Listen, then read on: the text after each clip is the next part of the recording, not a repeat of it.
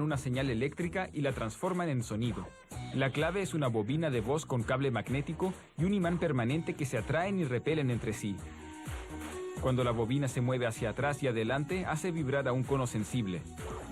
Esto empuja el aire frente al altavoz, creando ondas de sonido.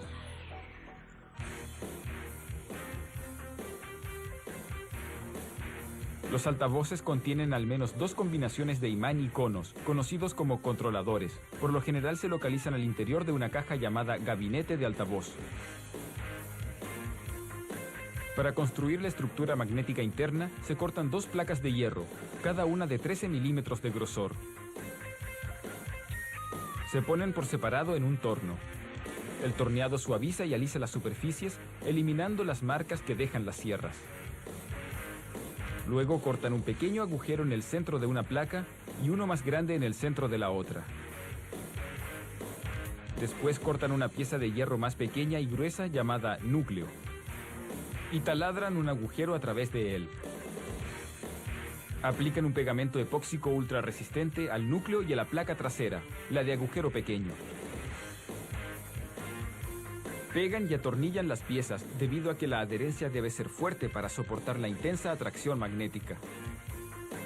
Se adhiere un filtro de espuma en el agujero para asegurar que la vibración del cono no atraiga polvo y cause daños internos.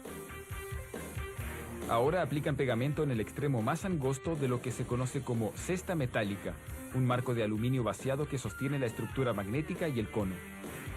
Atornillan la placa frontal, la del agujero grande, sobre la superficie adherida.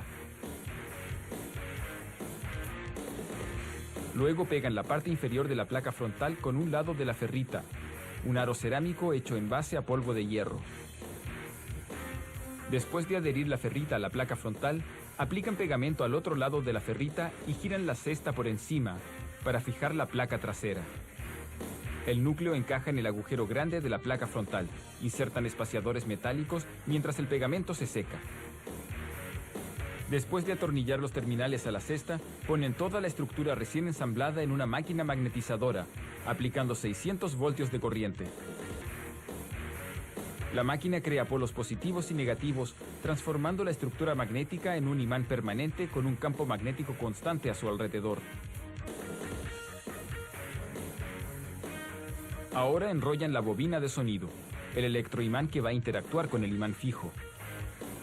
Un electroimán es un objeto que genera un campo magnético solo cuando lo recorre una corriente. Se enrolla un alambre de cobre con esmalte aislante, adhiriéndolo a una lámina de plástico duro. El polo positivo de esta bobina de voz será atraído al polo negativo del imán permanente. Los polos negativos se repelen entre sí. La clave es que los polos de las bobinas de voz cambien constantemente de posición, ya que la electricidad que llega al altavoz es una corriente alterna. Esto significa que varía entre cargas positivas y negativas varias veces por segundo. Esto permite que los imanes se atraigan y repelan continuamente entre ellos, provocando que la bobina se mueva rápidamente hacia atrás y adelante. Eso es lo que hace vibrar al cono y produce ondas sonoras. Después de poner la bobina entre la placa frontal y el núcleo, pegan la suspensión del fondo. Unos anillos de material flexible que se mueven junto a la bobina y evitan la fricción con la estructura magnética.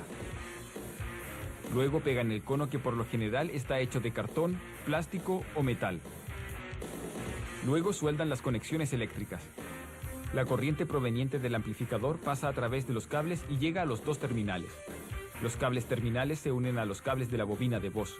Luego de asegurar que los conos se mueven libremente y sin fricción, pegan una capa de cartón rígido para impedir la entrada del polvo. El último paso es practicar una prueba de audio. El altavoz se conecta a una máquina que transmite distintas frecuencias para asegurarse de que los movimientos de la bobina y el cono no se encuentren obstruidos. Luego, una computadora analiza las ondas de sonido que envía al controlador. Los sistemas de altavoces de dos salidas tienen dos controladores en cada gabinete, uno para graves y otro para agudos. El de los graves posee un gran cono que vibra más lento para producir frecuencias bajas.